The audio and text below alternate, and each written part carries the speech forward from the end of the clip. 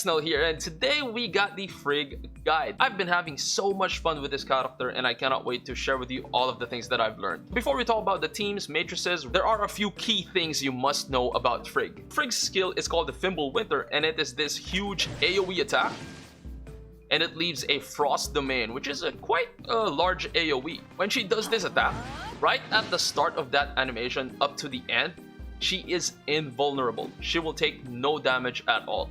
So even though the cooldown of this is 30 seconds, it is a long time, there will be some cases where you can use that to avoid damage which otherwise may have killed you. That's a really neat feature of her Fimble Winter. Now, this AoE lasts for 25 seconds, which is a very long time. So 30-second cooldown, 25-second duration, that means a 5-second downtime. This is where Frigg's playstyle comes in. When you are using Frigg's weapon, you have unlimited dodging within the AoE. And this is why you are going to be spamming her dodge attack. There is a proper timing to maximizing her dodge attack because her dodge attack has 3 slashes.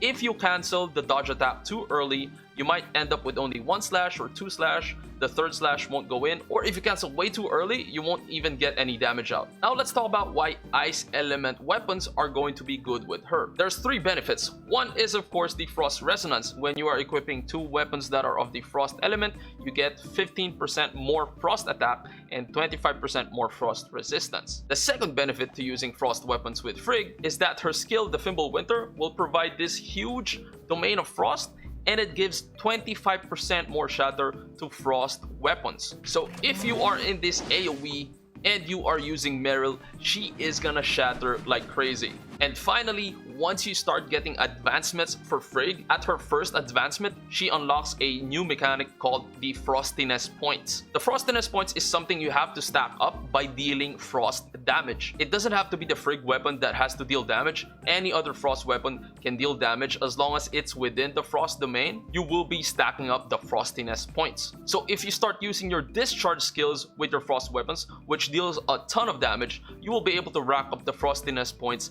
very quickly. So those 3 benefits are the reason why you must run Frigg with frost weapons. And let's talk about the Frostiness Points real quick since we are on the subject. For her first advancement, the maximum Frostiness Points you can gain is 10. You can gain these by dealing frost damage as we have established. Now once the frost domain ends, there will be an AoE damage based on the amount of Frostiness Points that you have accumulated. A3 gets interesting. This is where her Frostiness Points gets a total stack of 15. But you also get the additional benefit of when you're using discharge skills of any frost weapon within the frost domain, there will be an additional damage done to all the enemies that it's based on the number of stacks of your Frostiness Points. And one final key thing about Frigg that you must know is that her awakening trait is amazing. It will give you up to 24% more frost attack, and it will give you hyper body within the frost domain. So I'm standing in the frost domain and you can see that the body is glowing gold. This means that she has hyper body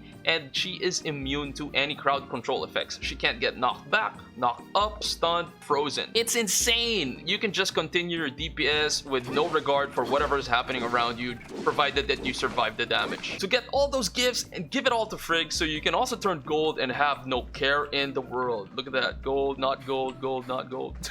Now on to the team compositions. The best team composition for Frigg right now is with the Meryl and the Tsubasa. First, you get the attack resonance, so your DPS is increased. Then these are both frost weapons, which benefit from the things that we discussed in the earlier section of this guide. And then we got Meryl, who is the second best shatterer in the game, but she is a frost weapon.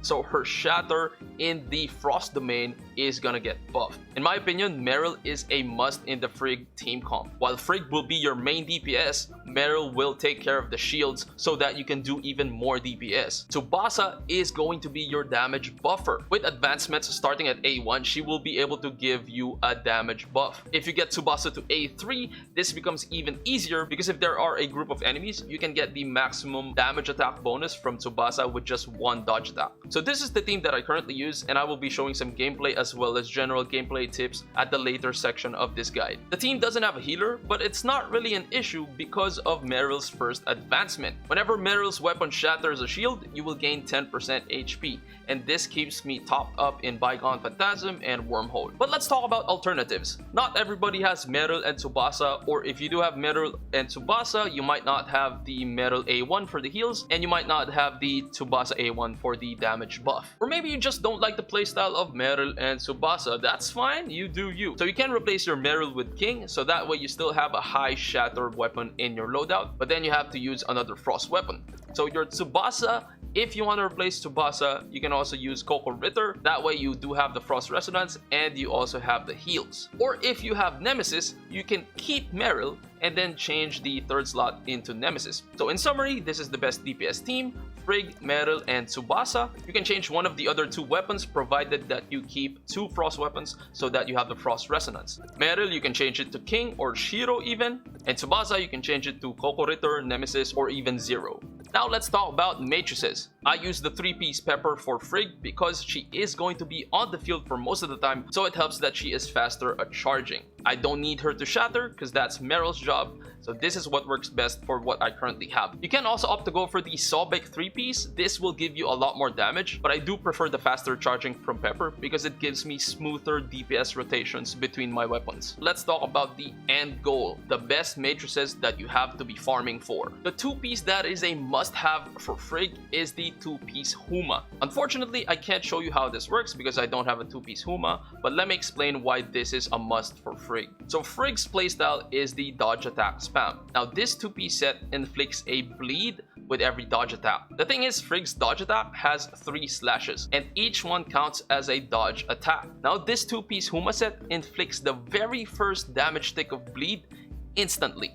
So once your dodge attack hits, there is immediately a bleed damage tick. This means that Frigg's triple slash from her dodge attack will each have a bleed damage tick after every slash. So that's 3 slashes and 3 bleed damage ticks for a total of 6 damage numbers per dodge attack. It is a chunky damage buff to her dodge attack. However, you can only apply 1 stack of bleed on an enemy, so this isn't a case of stacking 3 bleed stacks after 1 dodge attack. So that is my current goal. I am praying to the TOF gods to give me a 2-piece Huma, please. For the other 2-piece set, I recommend the 2-piece Crow. The 2-piece Crow will get better as we get to the end game, as we get better and better gear and get a higher and higher crit stat, because the higher crit stat you have, the higher your crit rate. If I check my crit stat right now, I have 2706 crit, which gives me 22% crit, which is not that high. But again, as the game goes on, as we farm SSR gears and get better rolls, we will gradually increase our crit rate. And so once we do have a decent crit rate, our crit damage to enemies with less than 60% HP will be increased by 24%, which is huge. Another option to go with the 2-piece Huma is the 2-piece Samir. The 2-piece Samir just straight up provides you with 10% more damage, but I do think the 2-piece Crow late game will outshine the 2-piece Samir.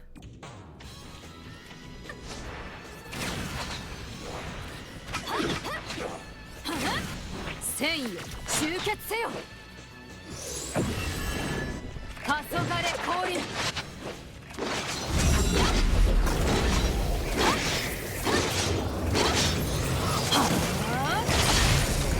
魂の一撃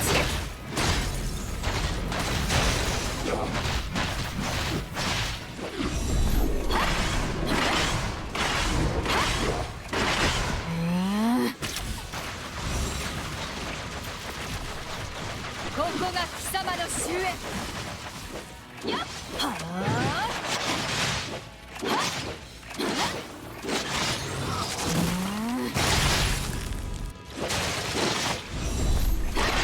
これが運命だこれを受けてみろ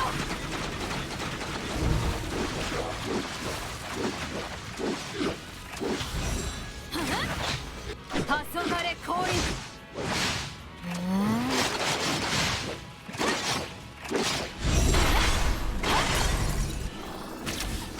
戦意集結せよ終焉の一撃